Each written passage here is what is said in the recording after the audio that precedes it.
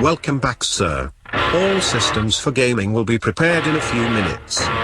For now, feel free to grab a cup of coffee and have a good day.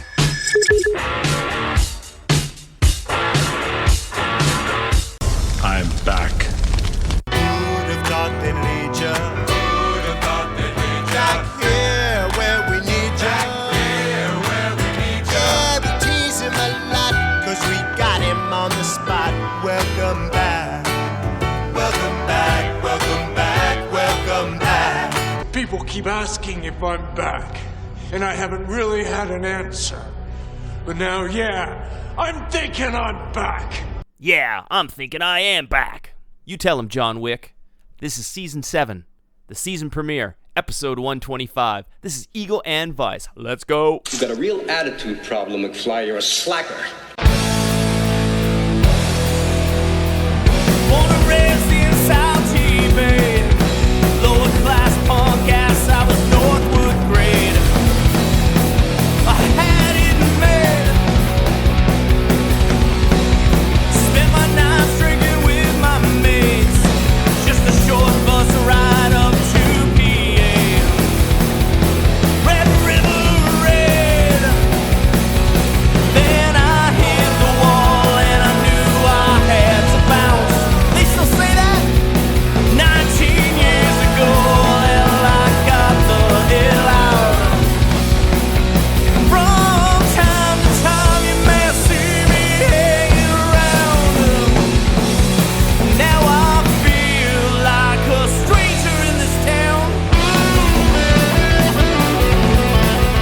Crocs and rolls is where I learned to play. Westwood Tavern's where I learned to walk away. Hey, this is Mike. This is Ego and Vice, episode 125. This is the season premiere of, believe it or not, Season 7. Crazy. I know, 7 years ago I started this podcast. 7 years, that's a long time.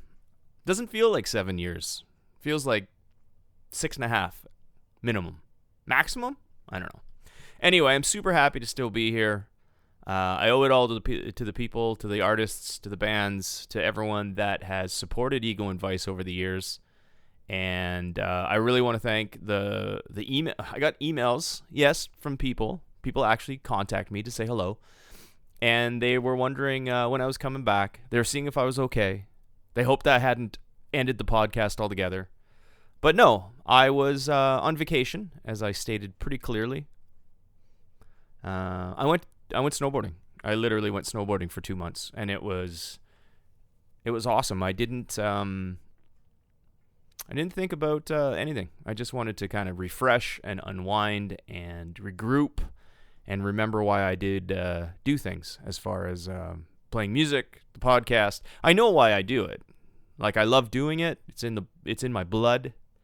But sometimes, too much of anything, and you can kind of take it for granted maybe, or just get kind of complacent, or just kind of burn out. And everyone needs some time away. And I took some, and I feel great. I feel brand new, ready to go. Really, really looking forward to Season 7. I have the next couple of months booked up. And it's going to be a great season. And I have a lot of goals this season, and I've already started them. I created a one-stop shop. I'm the only one person, so to keep track of everything that I'm doing with this podcast, there's so many different social media sites. There's podcast hosting. There is, YouTube. There's Spotify. There's, it's hard to just kind of direct everyone to where they need to be. Instagram, Facebook, all that stuff.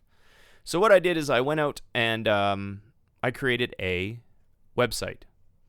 That's right, a website. And it's kind of like a one-stop shop for Ego and Vice. I call it Ego and Vice HQ. That's what I call it. It has a link to everything you ever needed from me. It has the episodes. It has information. It has links directly to me. You can leave reviews. It has merchandise. It has all the subscription buttons. It has everything you ever need. So it reduces the work for me greatly. And, any little bit can help. I also added something called a donation button.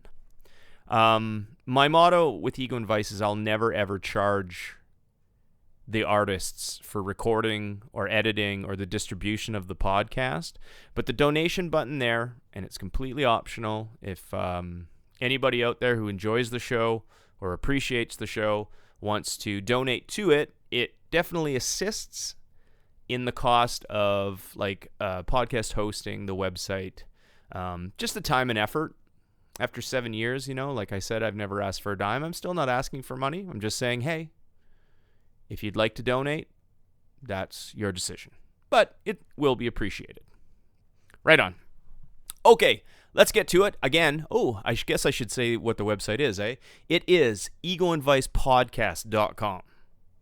Egoandvicepodcast.com is the one-stop shop for Ego and Vice. Everything you ever needed. And there's a nice new link. Actually, it's all new. A nice new link to my brand new YouTube studio page. I had some, not issues previously, but not everyone uses Spotify, and that was kind of my go-to for Ego and Vice for a while. Like, listen to it on Spotify, and you can. But with the website, like, there'll never be an issue. Like, where can I listen to the podcast? Just go to the website, and you'll find something, because there's everything there. And I'm super proud of it, and, yeah. Anyway, I know I'm rambling, but there's a review section there, too. Leave a review. Send me something. Anyway, let's get to it. Episode 125. This week I have a band on, which I tried to get on in season 6, but we kept having a bunch of weird problems scheduling wise. But we finally locked down the schedule, and now they are the season premiere of season 7. They are Backseat Dragon. Super excited. Carrie and Sean came by Southwood Studio, had a great conversation, and we talked everything Backseat Dragon. So, going to play a song, then we're going to come back with the conversation with Carrie and Sean of Backseat Dragon. I'm so happy to be back. Thank you so much. But like I always said, how can you miss me if I never go away? All right, let's do this. Ego and Vice.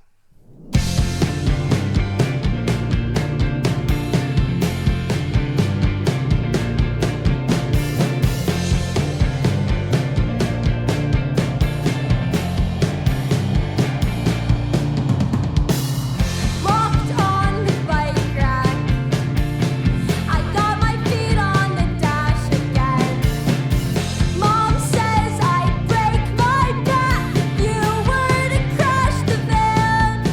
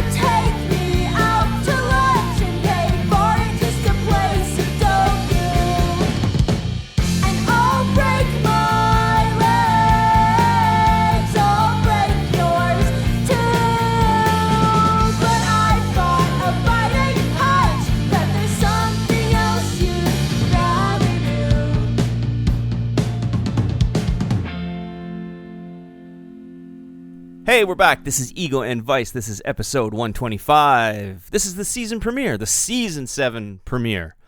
And I am lucky. I have 2 members of local band Backseat Dragon. Yay! In Southwood Studio.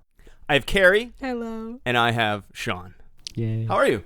Good. I'm good. How are you? I'm very good. I'm very good. We tried to make this happen before Christmas, I think. Mm-hmm. And we just kept running into some health obstacles. Real. Life obstacles, you know. Like I said, shit happens. But we worked it out. Everything kind of worked out.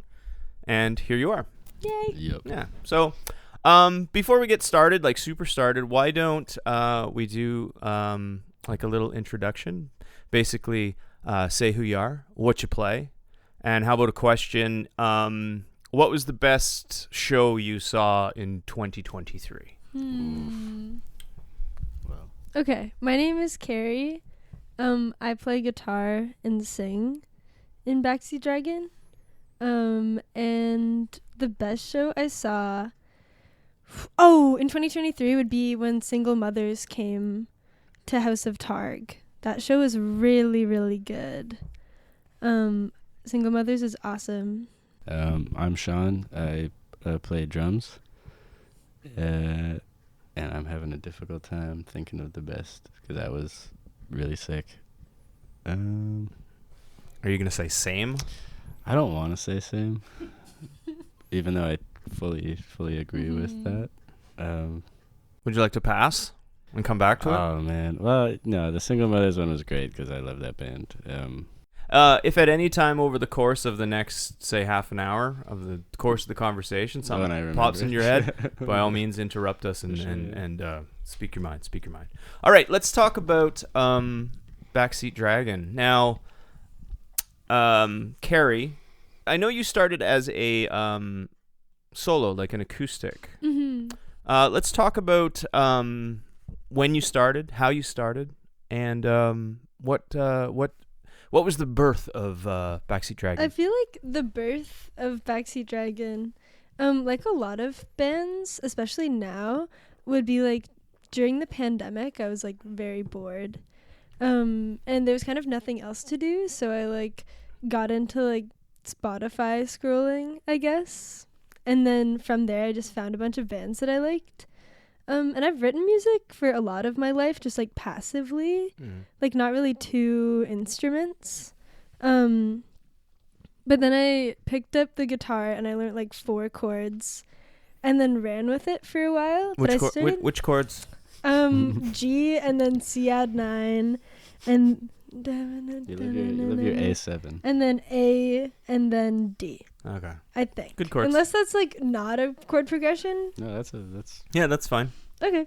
But yeah, I started playing guitar when I was 16, and then like 3 months after I learned guitar, I put out the first song, which was Steven Turns 1. Actually, maybe that's not true, but maybe it is. It was like around that time. I like learned it and then put it out very fast. I like didn't really know what I was doing at all. The first songs that I put out were made on like the Blue Yeti podcast microphone to Okay. like no click and 1 track. So like all of the EP that I put out solo is all no click 1 track songs. I didn't really know what mixing was at all, or like a very minimal amount. It sounds like it had a lot of character anyway. Yeah, you know, it had and that's character. you know, it doesn't always have to be perfect, right? Machine perfect. So That's it, and it definitely wasn't, but I think that was like some of the charm of it, maybe, especially looking back. I think so. Mm-hmm. I think any musician or artist has that period in their life when they first get started and they only know 3 chords. So they, I found like for my own experience, I was never good at like learning other people's stuff. Like I'd listen to even easy stuff, say like 3-chord punk rock or something. I'd be like, "Wow, that sounds so crazy." So I would just kind of write my own, right? And I always have that saying like nobody played my songs better than me. Yeah. So it was like a comfort that way. So I started writing like before I even learned like how to play other songs. Maybe I learned like Iron Man from Black Sabbath or something, but you know, the usual. So that's cool. Sean, Hi. how did you begin your musical career? Oh, I've been playing guitar since I was like 10, My dad sat me down and was like, "You're gonna either learn guitar or piano," Mm-hmm. and I thought guitar was way cooler. So How do you feel now? it's definitely like the best thing I've ever done. Okay. Like there was a point in time when I was just like not stoked to practice it, and I was like, I'd rather like do anything else. But once I like stuck with it and like got better, yeah, like being able to like learn my favorite songs and be like, oh, that's the song. No, it just like it became like exciting, Mm-hmm. like permanently exciting. Any piano regrets? Every now and then I'll be like, dang, yeah, that would have been cool but I wouldn't. I don't know. I think all the music I like is so like guitar based. Mm-hmm. I don't think I'd be where I am now without guitar. That's fair. I took piano lessons when I was a kid, and I quit, and I regret it, and I wish I didn't. Because I mean, like the conservatory does like take all the fun out of it for young people. Mm-hmm. I find because I can like read music now and I can like mess around on a keyboard. Yeah. But again, I can't actually play. Well, it sounds like you're both self-taught then, as far as Mhm. guitar playing or instrument-wise. Yeah. Another thing, just the last note on the piano too. I find it like I'm self-taught myself, and it took years to kind of like figure out my style to play. But I've tried to play piano over the years to kind of self-teach myself how to do that. That's a really hard thing, just to kind of teach yourself how to play, I find. Yeah. Anyway, At that's the beginning, yeah, you definitely need like some kind of guidance, I think. But Cool. I mean, some people make it work. Yeah. Carrie, so Yes. after, who's Steven anyway? Oh, Steven is the name of our stuffed bear Okay. that we bring to I've shows. seen that. Yeah. He was on the cover of Steven Turns 1. Mhm. When I was like a kid, I guess like 14, Mhm. maybe 15, something like early in there. And my friend Emma and I bought a stuffed bear together at Build-A-Bear Okay. when we were waiting for the bus, because it was like gonna be like 30 minutes late or something. Mhm. So to kill time, we built a Build-A-Bear. Mhm. And then we both wanted it, so we shared custody of it. Like every week, we'd bring it back and forth. Is Steven like the official mascot of your music? Actually, yeah, I would say so. He goes Okay. to all of our shows now. And people are like asking about him. Yeah, like if we don't put him on stage, people Like, will where like the hell yell is he? about it. Or like, we've had people bring in clothes for him a few times, which is really nice. So in say 20 years, your music and Backseat Dragon will be the soundtrack of Steven's life. True. Yeah. Wow. Mhm. But yeah, now we have 2 songs about him, which I forget. The second one is on the new album.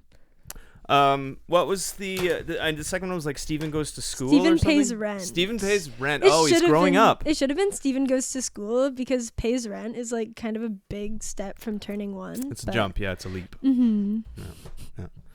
Well, maybe he's a quick learner, Yeah, and he just he wanted to grow up real fast. true.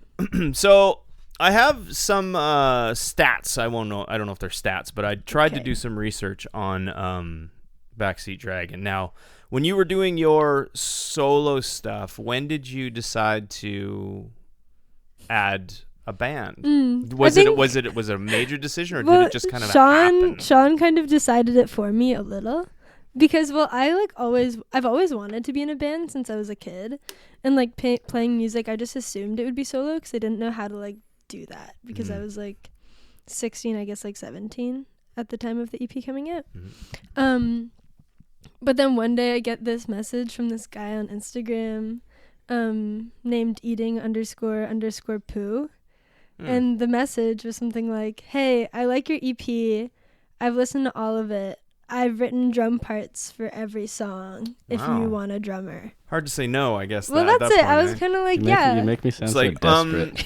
It yeah. absolutely was not that. No, but that was the gist of it. 'Cause It's you like- did But it do was that. like, hey, I love this a lot. I don't know if you have any Mhm. plans to That's a play way it nicer live, way, but yeah. if you were interested at all, I would love to help you out. True. I figure that's Yeah. one way to do it, though. It's like, what are you supposed to say now? No, you don't really sound like a good fit. No. You know? No. You sound like a weirdo. And also Well- at that point, I like already knew about one of Sean's other bands, Sorry Snowman. Mm-hmm. And that was like a band whose music I really liked. So I just kind of assumed that I would also really like whatever Sean would do in the Okay. band.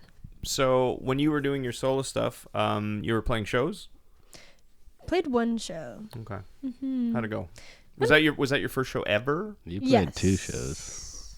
Oh, I did play 2 You shows. played that Montreal thing. I played one in Montreal. That was like okay. I just like didn't know how shows really went in towns that you don't know many people, especially when you're first starting out. Yeah, you got to work hard for those ones. But I played an acoustic show at Avant-Garde with Robin Kenny and Modeville, 2 really awesome people and artists. But yeah, it was good. I'm like not awesome at playing solo because I get really scared. I was gonna ask, how was the transition from not playing shows to playing your first show? Because you hadn't been playing guitar for very long, I guess. No. So you just you're like Steven, you just took a big leap, I guess, right? Yeah, I've been performing for a lot of my life, so I'm not afraid of being on stage. What was that club you were in high school? I was in So I wonder. It begins with an I. I was in improv club. Oh, were you? Wah, wah. Oh, there you go. No, Yeah, so no, it's performance, okay. yeah. You can do that. People can do that. No, and it's okay. We joke around.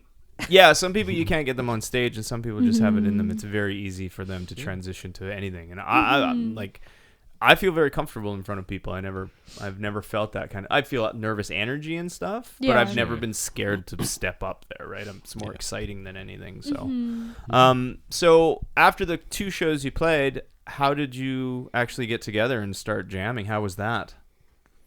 Well, you already knew all the songs, so I guess it was pretty easy. It was like pretty good off the bat. a weird like hiccupy start to like actually playing rehearsing. together. We like met up in September. Yeah, we met up 2021. And then not again until like April of 2022. Something like that, yeah. We played Punk Fest. True. But yeah, it was like we did it and then COVID lockdowns happened. And then right when they loosened up, the convoy happened. And so it was just like... And then like me and Cole. Yeah, because you guys were on tour. But yeah, and then we did get together. And it was actually like very good off the bat. Like I kind of realized that like even if... Because like it was never like set in stone that we were going to be a band together from the beginning. Like we never talked about not doing it. But I just also kind of knew that like if they weren't going to be in the band, they would be like good friends. Yeah, that's cool. And, you know, just kind of networking in the Ottawa scene. I guess that was your first. It actually came to you too with the. That's it. I was like super. Everything like to do with this, I've been very lucky. Like knock on wood. But like I didn't know how to play shows or anything, and someone just like offered one, and then got offered a band. So yeah, that's like if you believe in that kind of thing, it's like fate. It was supposed to happen. Some stuff just happens the way it happens, but you know, and it all works out. Or maybe you just make the best of it, and it just turns out. Yep. Some people would walk away from opportunity. Some people jump into it. So that's very, very cool. And your 3-piece since the other person is not here, did you want to introduce them? Our bass player Cole Hallman. Of shout out to Cole. Yeah. Of Sorry Snowman and of Emerson Hall. Cole and I play in a lot of other bands together. Yeah, that's usually the way it works. And so that made it like fun and easy, at least for like our point of view, to like jam with you. Cause, like, Cole and I would listen to the songs and talk about the songs. And you guys also lived together at the time. Yeah, really. Yeah. Again, I've known this guy for like 5 years, and every band I'm in, or I've been in, Cole's usually also in it. Okay. So that made it all easy. Do you want to name just some of those bands briefly, quickly? Cole and I are in Sorry Snowman. Cole's got a solo project called Emerson Hall. They've played bass for Pre-Loved. Now I'm blanking on like everything. You guys Backseat. were in Fiamma together? We played a couple shows with Fiamma. Like one-offs with a couple bands here and there. Yeah. Cool. Now that we're 15 minutes in, what's the best show you saw in 2023? God, I haven't even thought about it, dog. I was on the spot. Because I'm like, I forgot that 2023 was pretty long. It's almost a year long, I'd say. Almost a year. Yeah, true. I just like forget. Like I wanted to say like it was really sweet. Our tour finale was really like cathartic. Yeah, I was gonna say it must also be hard for you because it's hard to like say shows that you played that were your favorite, but I don't even think about like me playing them. Like yeah, I think he can. I There's think a that's couple, okay. Yeah, our tour finale was really cool because really I was like, awesome. Kick Rocks had just come out, and then playing it to the hometown crowd, It's really nice. and like watching like people cry in the front row was really Yeah, cool. it was also so cool seeing like the album had come out like 7 days prior, like an exact week or something, and people like knew all of the words, which was Okay. really nice. Yeah, that's all you want. That's all you look for, and just I think that's a very successful thing. It's a very moving thing too, where people know the words that you wrote. Dude, yeah, Speaking of writing, we'll get back to the kind of timeline a bit. Well, before we go there, when you first jammed, how long was it as a band before you actually played as a 3-piece? Like 2 or 3 weeks. Oh wow. We did like probably 3 rehearsals before our first show. Yeah. Which is like crazy. And then it just like took off. Mhm. Yeah. And the first show went. The Actually, first show like, was Punk Fest was like a funny vibe because I didn't really know anybody involved in it. but it No, was really now I know them cool. now. Like Neon Ghost House ran it, Yeah. I think. Or if they didn't run it, they were like spearheading Well, there were it. like a lot of guys in that Punk Fest crowd that I didn't know at the time that I now know. Yeah. And then, yeah, our show at Live on Elgin was awesome too, I think. Yeah. Like it went like very smoothly given like we were so new to Yeah, it was a great show. everything. What I have down here is your very first, I guess it started to come out as singles in 2020 of Steven Turns One, as we touched on. Pigeons work for the... Oh, no, Oh, no. yeah. No. We're not using that one? I don't know. It's okay. Talk about it, man. We can talk about it. I feel It's like on we your should talk about Spotify, so it. I figure... See, the thing is that I want to delete it all the time. I think it's the only song that I have out that if like I hear, I cannot listen to. I'm just like, I don't know. It's like one that I can hear like every mess up in it, and it like doesn't follow a great story, and it just like, I don't know. I don't know. I don't like it that much. Do other people like it? Some people do. We actually get requests for that song to be played at shows more than I thought. We've never played it. We've never played it and probably You never just will. deny people? Nope. Yeah, unless I we want- like find a cool way to spin it. The funny thing, okay, I don't know if you knew this. I don't think I've actually ever listened to it. And you don't have to. I think I might have listened to it once, like 2 years ago. I like forgot that it existed. Okay. Yeah. Well, it's listenable on your social media, so True. I figured I'd mention it. Anyway, after that, your first EP was called Splash Pad from 2021. Yeah. Moving on from that, you did Taxes. True. Is that Steven Pays Taxes? Oh. No. No, He but pays rent, right? Yeah, he pays rent. He doesn't have to do taxes yet. Mazda 3.5 and Gubby were other singles in 2020. Yeah, they were like a double single release, I guess. Yeah, those were the first songs that we recorded with Robbie, who ended up recording Kick Rocks. We just like did them in the summer. Yeah, Mazda 3 was like a redo, I guess, of because it was also on Splash Pad. It was just like one of my favorite songs that I wrote off that one, and it was like one of the first ones I wrote, so it was kind of nice to like honor it again now that I'm when I was older. Yeah, but. for sure. And Kick Rocks was the second EP, and that was made up of some of the singles plus some new songs that were on that one, right? It's like our first studio recorded album, or like the first one that has like Sean and Cole on it that isn't like solo. Are the songs the not, I won't say the repeated, but the songs that were already released on Kick Rocks, are they re-recordings? Like you did them all again, or is it No. just? Like Oh, the, I see. The plan, Okay. I think, the whole time was to put out Gubby and Mazda 3.5 and then have them just be on an upcoming EP. So we And got we those just, like, mixes took our back, time released with them, it. and then just tacked them onto. Cool. The very first song I heard from Backseat Dragon was Whiskey Song. Oh, true.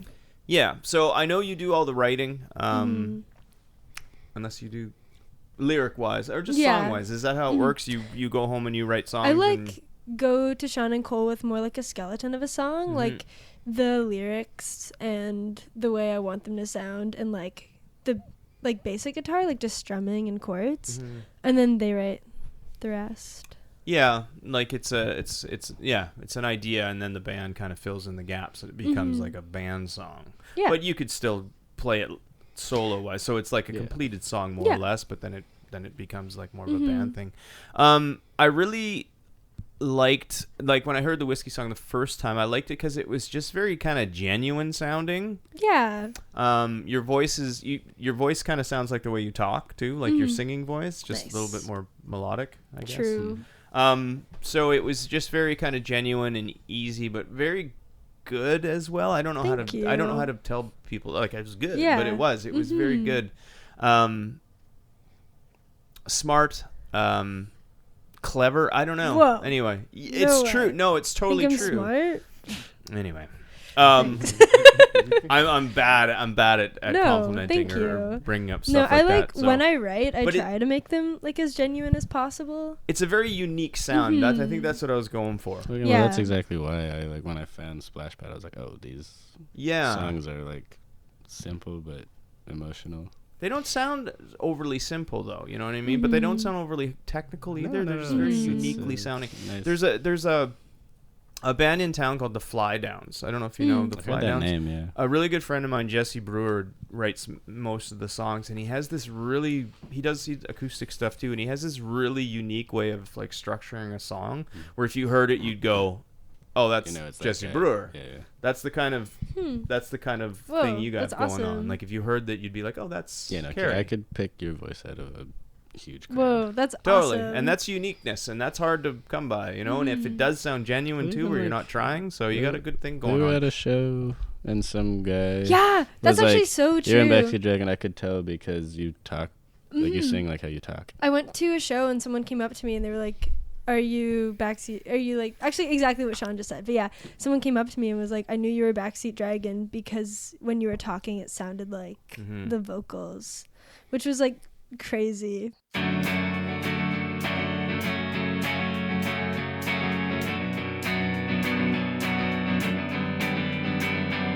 I noticed the sun was fading. I noticed that my face looked like the faces in your paintings. I promised myself not to get too close to you, but you wrote a song about me. So I guess this one's for you.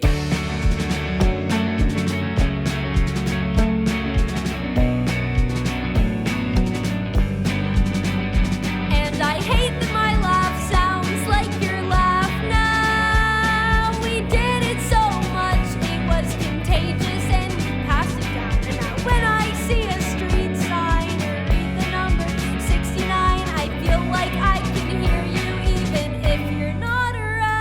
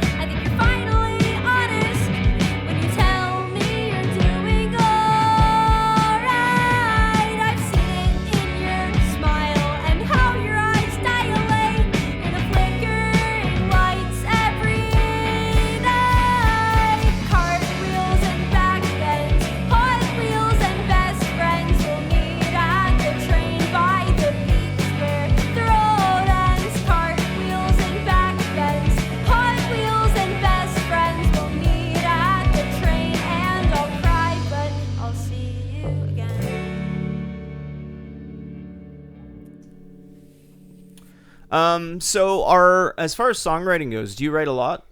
Yes. Yeah. Yes. Yeah, I do. Actually, What are you laughing at? no, I can't stop. Oh, somebody's giddy. Carrie writes more than anybody I know. Is that real? Well, I'm like historically bad for being able to like finish songs. But you're like pumping out like 4 songs at a time. That's true, actually. Like, I think every time we've put out something, we've had the next big thing done. Like, when we were in the middle of recording right when we'd finished, like, before we put out Kick Rocks, we had the entire new album done. And now we're, like, not even done recording the new album, and we have 3 songs in the works. 3 songs above and beyond what you're Yeah, already, Yeah. like the brand project new you're ones. working on? Oh, wow. That's good. Where are you recording? We're recording right now with Michael Watson. Okay. At their studio, which is Yeah, Plastic Moon Studio. Sounds. Yeah. Yeah, Michael Watson's really awesome. Cool. And do you have a date or a deadline that you're putting No. on for that? Or And is I it don't even just- want to like say one because we kept saying one for Kick Rocks and it kept extending like they always do. I think Yeah. we're probably gonna wait until it's all done. Maybe sit on it for a second. And Yeah, pick, I like, the definitely best want to sit time. on it because I'm really Because we're excited also like for it it. hasn't even been a year since How mu- Kick Rocks. Sorry. How many songs are on it? There's 4 songs, 6 tracks. Like there's 2 songs that are not that long. Actually, there's 4 songs. I feel like it's probably the easier 6 songs. way. It's like there's 2 songs have like ending parts Okay. that are gonna be like Like a a part separate 2. track on Right, Spotify, Mm-hmm. Oh, that's cool. but they're like a part 1, part 2. Yeah, you're just 6 songs, but you're 4 songs, but you're songs, separating them 6 into tracks. six Tracks. parts. Yeah. I gotcha. That's cool. Mhm. And as far as shows, do you just play locally, or are you going to be doing any touring at all? We are actually. We're doing a tour Yeah. in May now. So far I think we've got like 5 of the shows booked, but Okay. we're trying to do more. Out of town, you mean? Yeah, we're Oh, cool. playing with the not the Sun Junkies. We're playing with Sun Junkies and also Fireball Kid. Okay. Where? Where? Like Brantford, Hamilton, Kitchener, Hamilton, Toronto. Brantford, Toronto, Montreal, Ottawa, Mm-hmm. and then maybe other spots if we pick them up along Okay. the way. But First tour? no, second tour. Nice. Where'd you go the Mhm. first time? The first time we did Ontario and Montreal, just kind of like Yeah. look around. Yeah, we did that in the summer following Kick Rocks, like just following it. Cool. Mm-hmm. Tell me about the new album.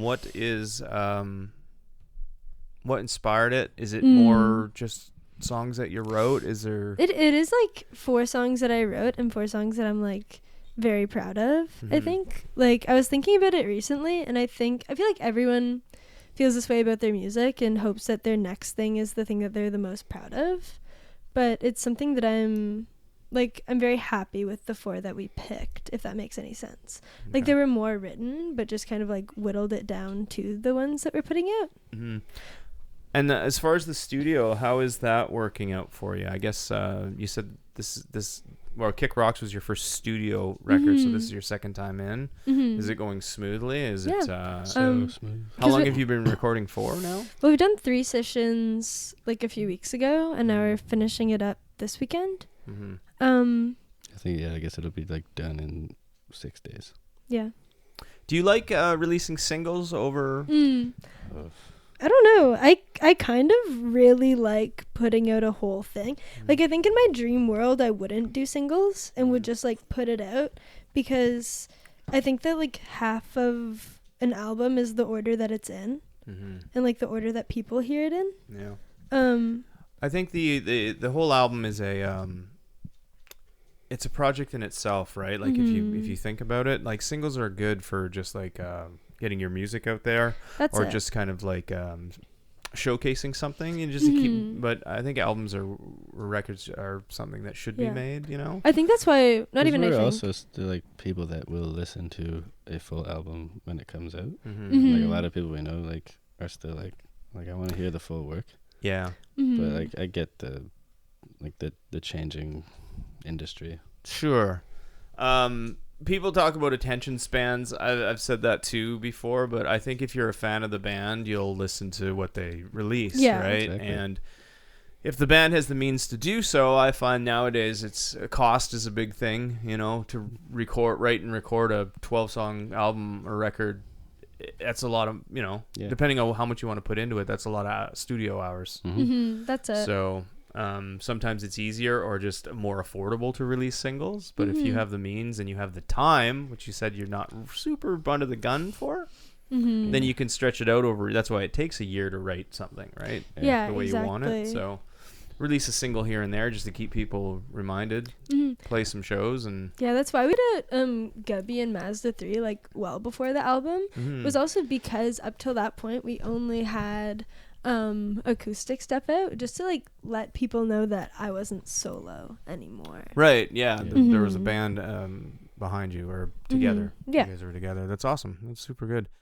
What were we talking about? We were talking about the new record. Yes. And I know the name of it, but I'm not going to tell What? everybody. I heard that. Because Awesome. I have the podcaster privilege, I suppose. Yay. So yeah, I'm really excited to hear some new stuff. Are you playing the new stuff live now? Oh, yeah. Yeah. Oh, okay. So it's We've played at least 2 of them live. Oh no, we played 3.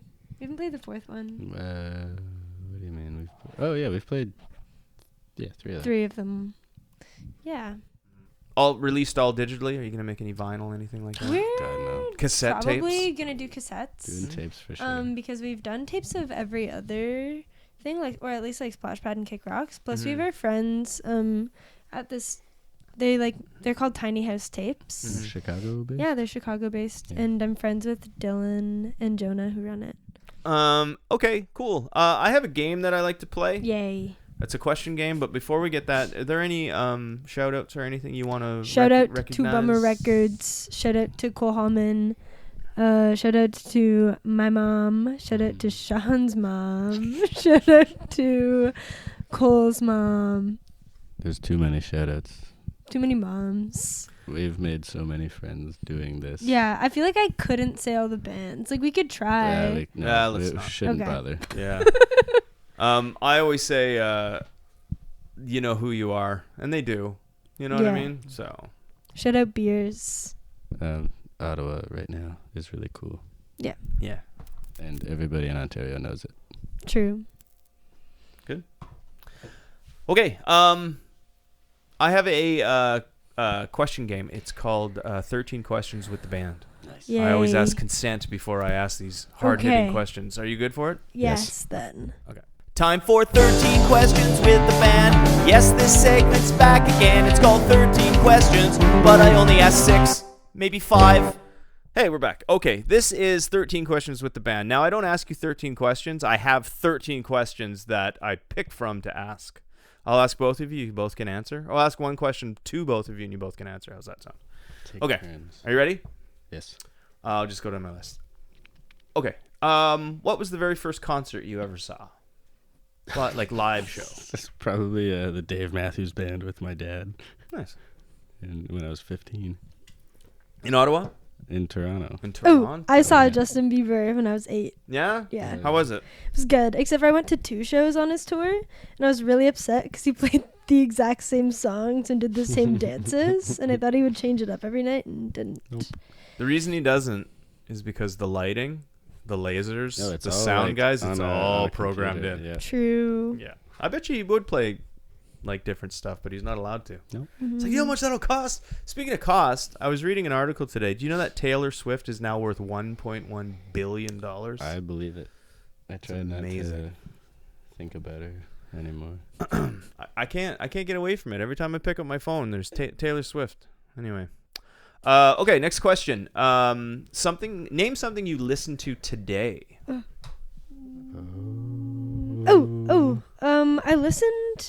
I listened to the Sun Junkies album on my CD. Sun Junkies. I listened to Junkies. Nothing Feels Good by Promise Ring and Finally by Kath Bloom. Very good. Excuse me. Okay. Next question. If you had a time machine and you could go anywhere or anytime and see some musical history thing, what would it be? The Modern Baseball Holy Ghost album release show looked like it was pretty bonkers. That would have been cool because the Obsessives played it when they were like 19. And I like that band a lot. Just to see like how they sounded when they were like just starting out would have been really cool. But I don't know. I'm thinking of too many others. Oh, I would have loved to have seen like Slipknot in 1999. I used to be a big metal guy. Yeah, that would have been a little nuts. see, in my head, I'm just thinking of the things that I've already done or like already seen, like the shows that I've already watched. Would you go back and see them again? Yeah, I would. I've been like only saying Sun Junkies, and I swear I listen to other bands. But the last show that I went to go see, January 19th at the Rainbow, was really good. It was Dart Trees, Root Cause, Guest Room, and Sun Junkies. If I could go to the last two Pretoria house shows again. Oh, that's that actually would true. Be perfect. The house that I used to live in was 170 Pretoria Avenue, which is also the title of one of our songs and the album On the Kick Rocks cover. And it was like a house show venue, and it was really, really awesome. House shows are fun. I've played a lot of kitchens in my day. No, this house was sick. We had like bands from like New York City coming up to play. Two of them, yeah. Like it became a spot that people would like book on their tour and play as a stop. See, that's cool. That's like an Askapunk, like yeah. Do you know the venue, The Womb? Yeah, Yeah, of course. Yeah. I've been there. Oh, good. Yeah, my friend Sarah she's a really good friend of mine. She was in Goat for a while. Whoa. Yeah, she's The Womb. Her and cool. Wet for Days is the band. True. Yeah. They've got a little kid that runs around with like massive ear protection. He's really cute. That's Nicola. Yeah. That's Sarah's kid. Yeah. Aw. Okay, next question. We're off the game topic now. No. Okay. What is if you had to choose, what would be your desert island record? You had one record and you were stuck on a desert island for a year. Welcome by Slaughter Beach Dog. Oh, good beach and title, Desert Island. Oh, it all works out. Yeah. I was literally thinking Birdie by Slaughter Beach Dog when, I Mm-hmm. don't know. Next question. In your opinion, who is a very underrated band or artist? Oh, One of my favorite bands is Weaker Thans, and they're already talked about like a lot, but I feel like they aren't talked about enough. For as good as they are, and for as long as they've been around, they're still kind of plateaued. They're not as talked about as they should be for how important they are to this genre. That's a great example. Yeah, Good one. Real good. I love that. One band in the scene that isn't like by any means unpopular, but I wish was just like so super popular is Neurotypes. I really like their stuff, and I feel like when I'm in like it's one of like the first bands that I'd turn on when I'm listening to like Ottawa music. Cool. Or one that I like always return to. Okay, good to know. And the good listener should now too. Yeah. See, Real. maybe we're making a difference. Yay. Okay. Do you have a particular song that you are sick of at the moment? Any song or one of our own songs, or Oh, that's a good. I get sick of playing Steven Turns One, which is mean to say because people like it when we play it. we also haven't played that. We haven't played it in a while. I feel like it's easy to get sick of your old stuff though, because you wrote it so long ago and listened to it a lot. Yeah. Okay, 2 more questions in 13 questions with Backseat Dragon. Yay. If Backseat Dragon could open for any band, There's simply too Okay, many. well, the biggest dream would be opening for Slaughter Beach Dog, but that's like the biggest dream I could ever have. Feels pretty unattainable right now. Yeah. I know Adult Mom follows us on Instagram, and that would be cool. a crazy one. Walter Etc. would be nice. Walter Etc. would be nice. A Kiwi Junior tour True. would be Awesome great too. because they're a fellow Ontario band right now. Yeah, true. cool. Okay, actually 2 more questions. Second last question. If you could have a drink or a meal, I guess, with any musician, live or dead, who would it be? See, now I feel like I'm like I was riding the Sun Junkies wave, but now I'm riding the like Slaughter Beach Dog wave, and I would love to talk to Jake Ewald. Jake Ewald's like And my have favorite lunch with songwriter him. too, but I feel like I'd like to go like canoeing with Bill Callahan. Not really. Who's Jake- Bill Callahan? He's like a songwriter I like. Okay. No, definitely Jake Ewald. He's like my favorite. Okay. Or John K. Sampson from Weaker Thans. That would be like, or Andy Schaaf. Actually, I think Andy Schaaf could probably throw down. I think I'm gonna change the question, and from now on I'm gonna ask if you could go canoeing with any musician. I'll just like think of the musician I know with the strongest forearms. Bill doesn't strike me as like a. Canoeing. Yeah, he feels like a canoeer. I like it. Okay, last question. Yay. Who is Backseat Dragon? Oh, it's an idea and a belief. Backseat Dragon is definitely Carrie Blair. No. But I like to think it wouldn't be the same without Cole and I. No, it wouldn't be. I think of it as like a unit now. Like at first Backseat Dragon was like just me because it was. Mm-hmm. But now like when I think of it, it is like so intertwined with Sean and Cole. And to the point that it's like I don't think I could have another drummer or bass player. It's family. Mm-hmm. It's nice. Yeah. Good. It's hard to find that. Yeah. You know. Especially so easily too. And Yeah. on like my first try. Well, that's the first time I've ever heard someone call up and say, "Hey, can I be in your band? I learned all your songs." Who wasn't actually in the band. And now he's in the band, so well done. Yeah, so Notes to anyone who's trying to join their favorite band: just learn all their songs and send an email. yeah.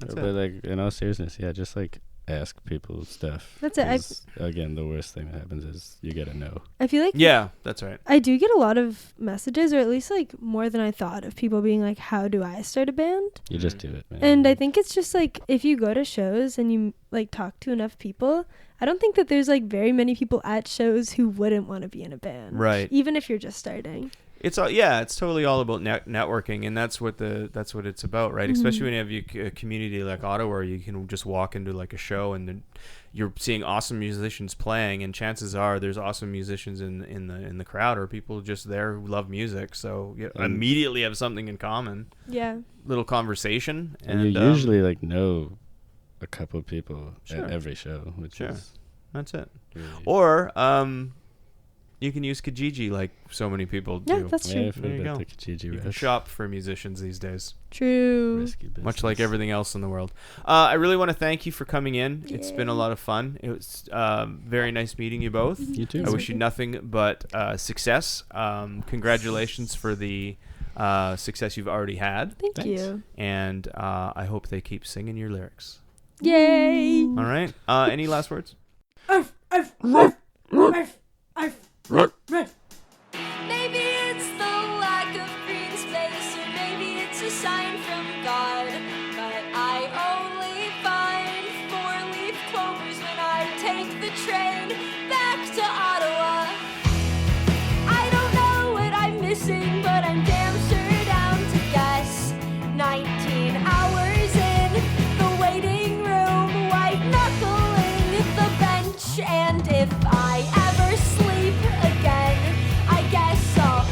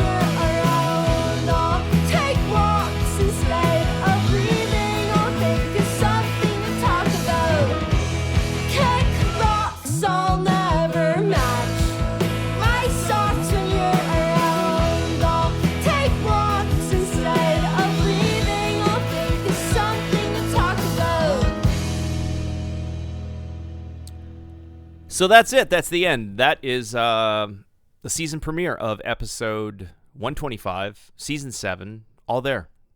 I really want to thank Carrie and Sean from Backseat Dragon for being on the podcast. And I really want to thank everyone out there who continues to support and listen. And like I have always said, Ottawa is an amazing place, has an amazing music scene, tons of talented people. And it's my honor and a pleasure, really, to showcase them right here on the longest running independent music podcast of its kind in Ottawa. I think, anyway. I've made up that stat. Who knows? Anyway, if you want to get a hold of me, you can reach me at egoandvice@gmail.com. And again, I'm a one-stop shop now. Just go to egoandvicepodcast.com. A link to everything is there.